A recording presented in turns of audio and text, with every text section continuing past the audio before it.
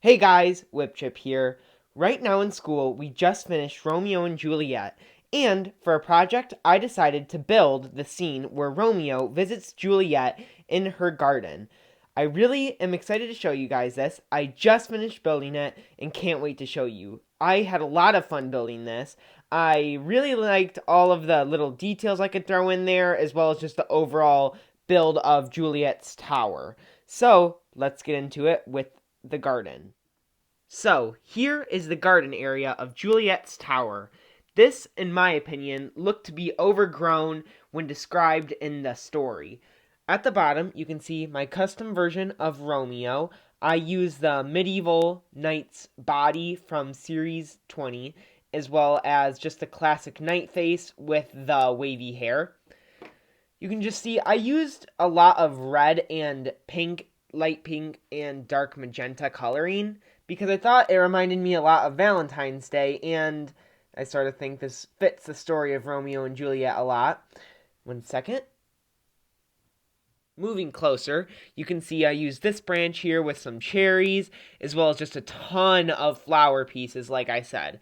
I also used some tree branches on the ground to give it some nice overgrown look. I love using these pieces, these carrot toppers, and they look just great. You got one of these mandrake top pieces, which looks really nice to me.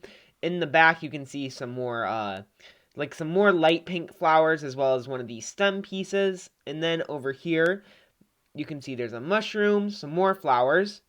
Moving up, you can see that there is a tree, which I really like. This tree looks pretty nice. You can also see just part of the castle that's just overflowing with plant life.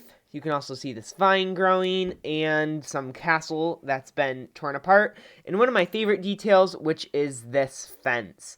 This fence Romeo has to hop over in order to get into Juliet's little garden, and I really like that whole design. I have this piece, which is actually made using one of these slopes, and then I just used one of these stamp pieces and then sort of inverted. And I really like the part usage there, as well as some grass growing out of the stone. You can see some grass growing up the side, as well as some cobblestone all along the bottom there. I used a seaweed piece going along the top because I thought that looked most mossy, and I think I did a pretty good job there. You can also see I used this little I don't know, tooth there, and it looks sort of like the lock to the gate. Moving up on the castle, you can see that there's this lion head, which I thought looked really good, as well as some more vines from the Lego Kingdom's castle. Then, moving left, you can see that there's this giant tree, which is sort of overflowing with branches and apples, and I really liked adding all those apples. You can also see Juliet's balcony, which is probably the hardest part about this tower I had to build. I used sort of this cool wood fence piece, and I think that works really well, and then you just got some stone brick detailing all over. I really like Juliet there. One second. Where you can see I just used the Princess Bride from, I think, Series 12 it was, as well as the face from the Diver minifigure that just came out in Series 20. Removing her, you can see the curtain in the very back, which is one of my favorite details I was able to add. And then moving up, you can just see I used some of these curved bricks to get sort of some nice architecture, and then angled these castle walls at an angle to where you can see them.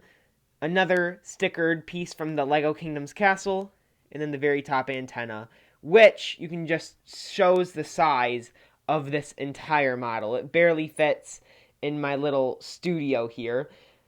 Overall, you can also see that there's this heart. I just wanted to add that because, again, it's a love story. So, you got to have a ton of just heart Valentine's Day stuff to add. So I really like that.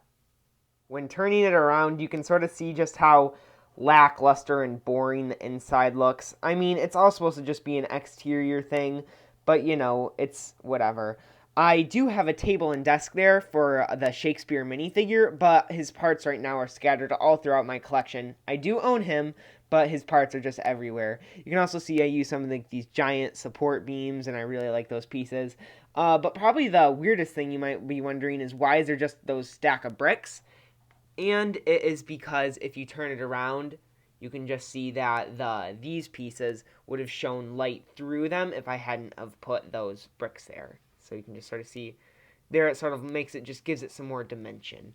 The whole tower's on a base, so it's a little fragile.